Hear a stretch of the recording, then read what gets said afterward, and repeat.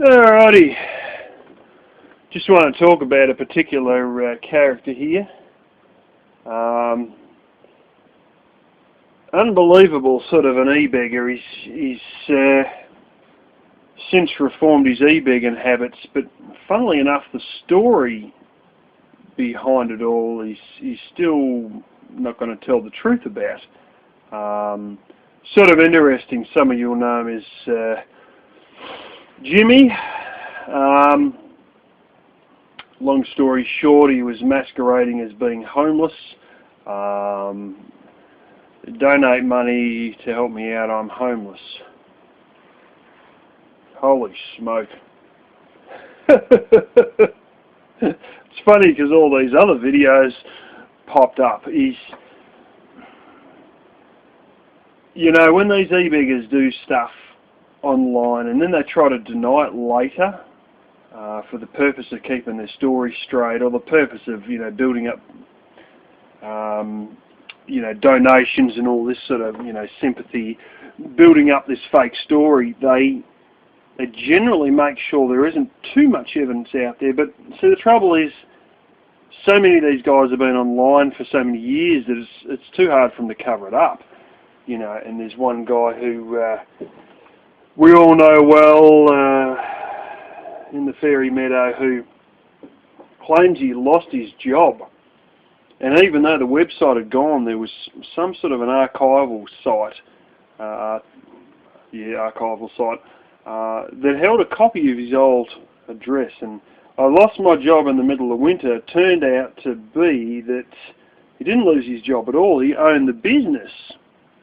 He was self-employed, and he threw the towel in on his business in the middle of winter to then pretend that he'd been sacked, fired in the middle of winter, and he was up shit creek, and it was all bullshit.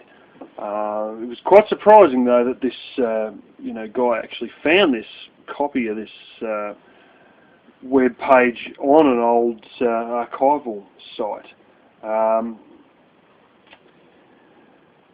But there's some e-beggars like Jimmy who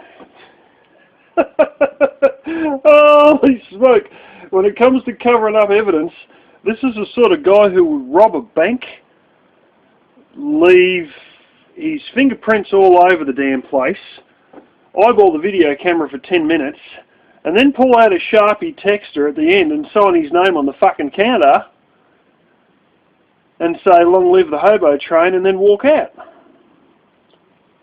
Not even to a getaway car.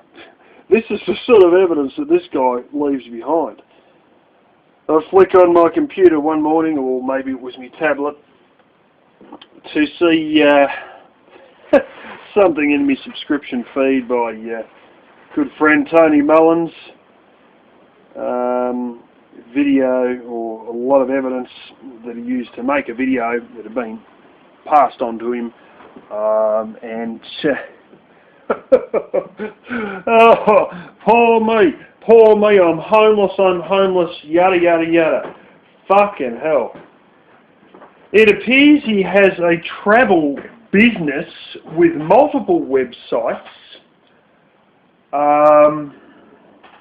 This car that he's homeless in, we see him working as an Uber driver in that car.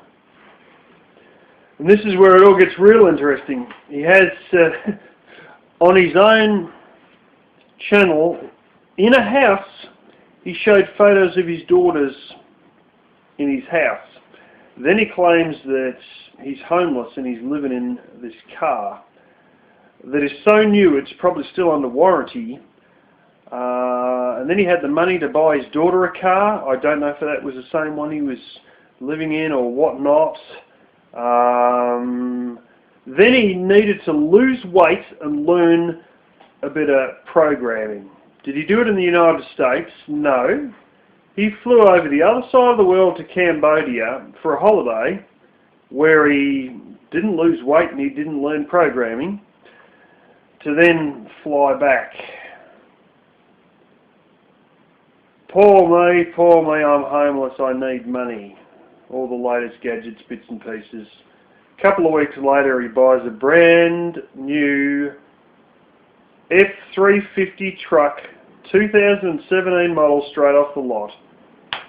Oh, this guy's different though.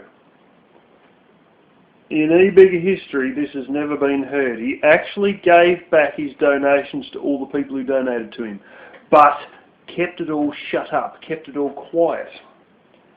And then continued to hammer on that he's not a fraud and everything is really the case and blah blah blah, and then started attacking a guy who made a channel called Jimmy the Hobo Fraud, and then basically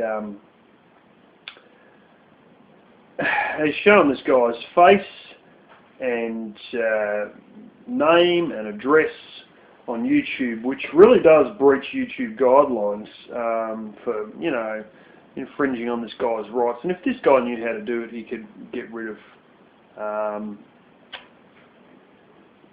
that video. You know, you can flag it and have it taken down because, yeah, that's just the way it all works. Anyway, before that, he claimed that this Jimmy the Hobo Fraud guy had gone. His channel had just gone. Then a week or so later, he's claiming that this, you know, and as he's claiming that this is gone, I'm still getting videos in my recommended views that of this guy's same channel, Jimmy the Hobo Fraud. So that's funny, dude. You're saying that a week and a half beforehand, this guy's gone, or at least a few days beforehand, this guy's gone, and yet I'm seeing him in me recommended views in the videos that come up on the side. Well, he obviously hasn't gone. He may have left him alone on his channel. But he also claims that, there was a journalist who was going to get involved and expose all these trolls. Now, there may have been this guy masquerading as a journalist, and I'm pretty certain we all know who it might be who has this great idea of exposing all the trolls, and that if he breaks them open to, you know, the news, they're going to be exposed and they're going to run away scared. But the reality of the situation is that unless it was that guy who I suspect to be masquerading as a journalist, because there's only one guy that would do it, I'm pretty certain the journalism story was just complete bullshit. Because every time an eBigger and a journalist gets together and they whinge about their trolls, first of all, journalists ain't necessarily interested in some guy on YouTube that nobody really has ever heard of. So then why the hell are you going to expose the trolls as somebody that nobody even gives a shit about? Secondarily, it usually ends very badly. There's a guy called DW Red. You'll see him around on occasion. He's a Canadian guy. He tells the story of a particular eBigger in Canada. And the media got onto this guy and they fucking ran over him. And I mean, they fucking wiped this guy off the map. And he's not going online, he's not even having a Twitter account, let alone a frickin', you know, he's finished. Absolutely destroyed. And that was what happened. There's another certain guy who's got a fat cat, and there was also a little thing with a journalist with him. And the journo picked up straight away that something he's saying was complete horse shit. It was years out of date, you know, things were just crap. And this is the thing, you know, they sit there conning all these old cat ladies and other guys who spend too much time online and, you know, in their own little world, not enough social interaction, not enough life experience, not enough experience with bullshit artists, and they think that, well, I've got all these guys convinced, I'm going to convince a journalist. Dude, there's a thing called due diligence, that's the one, and they go and check up on all this shit.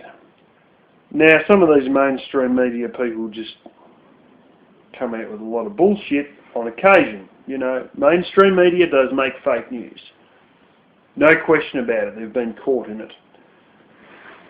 But a lot of the time, especially when it comes to newspapers and stuff like that, these people will fairly dig pretty deep to, you know, find out what's really going on. And when you get one of these journalists, they ain't just going to sit there listening to your little sook story that you don't have any money while you're sitting there with your brand new F350 2017 model right behind you and all your hard luck stories and all your bullshit. And when they come across these trolls give them a truck full of videos, evidence, data, and guess what? They actually look at some of it and they read some of it, and long story short, you're finished. It's as simple as that. But this guy's come out with multiple stories and stuff on, you know, oh, they're trying to expose me and this and that, and it's not like this and it's not like that, and this is one of these things, you know. When you leave a truck full of evidence behind you, you're going to be busted. It's as simple as that. And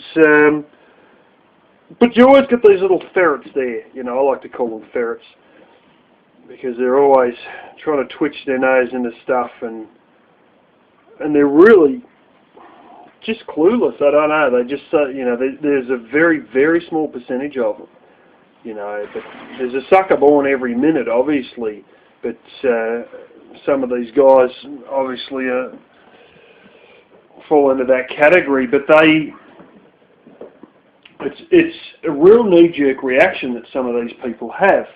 You know, they sort of, I like this guy, we got to defend him, but honestly, it's like a sheeple brain here, because they can't, you know, simple shit doesn't add up. You know, how can you be homeless and have all this fucking gear? How can you be out of dough and have all this shit? Obviously have real money, you know. And it's sort of almost like, you know, they can sit there and say, I'm a diabetic and I can't eat chocolate, and they can have a stack of chocolate 3 foot high behind them, and chocolate all over their face, and chocolate on their fucking hands, and chocolate on their shirt, and these guys that still believe that, oh no, he isn't eating chocolate because he's a diabetic and he says so. What's the brown stuff on his shirt? Did he fucking shit himself? Like, you know, and if so, how did it get on his shirt? Flaming hell. You know, like, they're really of the mentality of, this guy's my hero, and this guy's a bully. And that's all they see trolls as, is just a bully. They really don't understand a few solid processes. Think about when somebody gets murdered. What happens? Do the cops go out? They find some guy who they believe is most likely the guy who killed him. You know, they didn't get on, blah, blah, yada, yada. Do they then go to a judge and say, we reckon this guy's the guy who killed him? Well, in the back end of Africa, in some of these backwoods third world countries, yeah, they would do that, and they'd then hang that guy. But in the Western world, in the real world, they need a couple other bits and pieces. First of all, they need to suspect the guy. Second of all, they need evidence. And this is the thing. A lot of trolls usually have good, solid evidence. They're not just bullies, they've got evidence. Next thing, you need a body, or parts thereof, but that's sort of not applicable to this example. And then, you need motive. So really speaking, they need evidence and they need motive. Not just a suspect. They need the suspect, the evidence and the motive, and in many cases a body as well. But this is the thing. That's the way cops run in first world countries. These guys wouldn't think that way though. because they can't understand what motives any trolls have. And if there is any evidence that's put in front of them, they are so deeply in denial that they can't see it. They will not see it. I heard of a particular case where a woman, I'm not 100% sure how true all this was because it was badly bungled by the cops, but at least the wife claimed that she was shown child porn that her husband had by the police, and they said, "Do you recognise this?" And she said, "I physically looked at the page and I couldn't even see anything on the page. I was looking at the page and there was just nothing on the fucking page." She was so deeply in denial that her brain would not allow her to see this child porn. And this is the other thing, motive. Well, I can easily tell you what a troll's motive is. A troll's motive is to stop people committing yet another crime, obtaining money by deception, talking a whole heap of lies and bullshit and taking advantage of people to get money out of their pocket into their pocket. All on the basis of a whole big hocus pocus horseshit story that isn't true. It simply isn't true. And trolls hate seeing people being scammed. And that's pretty much it in a nutshell. And the funniest thing is, everyone expects scammers to have a stereotype, but scammers are smart enough that they've moved on from the stereotype of scammers. This is the thing, you know. They do all they can to masquerade as the real deal and a real person who's in real trouble, or trying to hide the fact that they got heaps of frickin' money and, I need money. And it's like, holy smoke. You look like you got more money than me. Plus you've done this, you've done that, you've done some other thing, you paid for, and people can go online and they can look and they can see how much this costs and how much that costs, and realise that this person who claims to be poor is not really poor. I remember a particular person, and we all do, who claimed to, is always intermittently claiming that first of all he's making money on the side and he doesn't need everybody's help, so he doesn't need e-begging, and then he's back to e-begging again. But this one cat, he travelled across the other side of the country, plus to 3 other different countries in one summer. That's right, 3 other countries plus the other side of America, all in one summer, all to claim that he's broken this and that and blah blah blah. He also somehow lied, because we've seen all the visa application paperwork, and there's stuff to guide you through visa applications and stuff like that for mail order brides coming from the Philippines that say that you have to have $40,000 a year income to bring over a mail order bride from the Ukraine, Russia, Mexico, the Philippines, and I think it might even be Colombia. There's about 5 countries, but the Philippines is definitely one of them, as were probably all the ones I mentioned there. I might have got one mixed up. And that was just what you had. If it was another country, you could use your parents as like a financial guarantor, so to speak. Because the idea is when you bring in a mail order bride, you should be able to provide for them for at least the first 10 years of their life before they can use, or may possibly have to use, any state welfare. And you know, this guy passed through all this crap. He must have cooked the books real well, and then they're claiming, oh, I barely have enough money to feed me and my wife, blah blah blah, that's why I got a garden, yada yada yada, and on and on. Also, it surprises me how every year the garden's got smaller, and now it's down to a whole bunch of pot plants. I mean, bloody hell. For somebody who's got all the day to do nothing, he's all got a piss-weak garden. I mean, it's almost as piss-weak as mine. Anyway,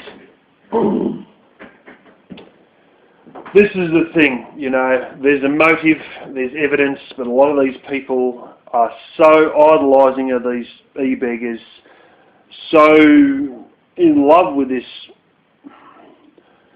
story, this character that they're seeing, that when they're told it isn't quite what it is, they are just in denial to believe it, and they don't want to see any evidence, and you know, then they go around making up completely horseshit stories about some of the trolls, and you know, they can't back up these stories, they've got no evidence of these stories, they've got absolutely no records, no videos, no business registers, no county land office maps, you know, tax return forms, did I say criminal record printouts, none of it, absolutely none of this shit. Whereas all the stuff I just mentioned, we have usually got on one e-beggar or another. And this is the thing, you know. One guy I know actually physically went to a police station and got a guy's criminal record printed out. And he's got a physical copy of it from this police station. Not some internet search, he actually went and got a physical printout from a police station. You know, and it's, you know, this is the way it is. Once you've got the evidence and the motive, you'll know why these trolls are upset, but they don't want to know it, because it fucks up their little story. And I hate to break it to you, but half the sitcoms in the world ain't true either. It's unfortunate, but Friends wasn't actually a true show, and neither was The X-Files, and a whole stack of other ones. So just in case nobody ever told you, I'm telling you now, but there you go.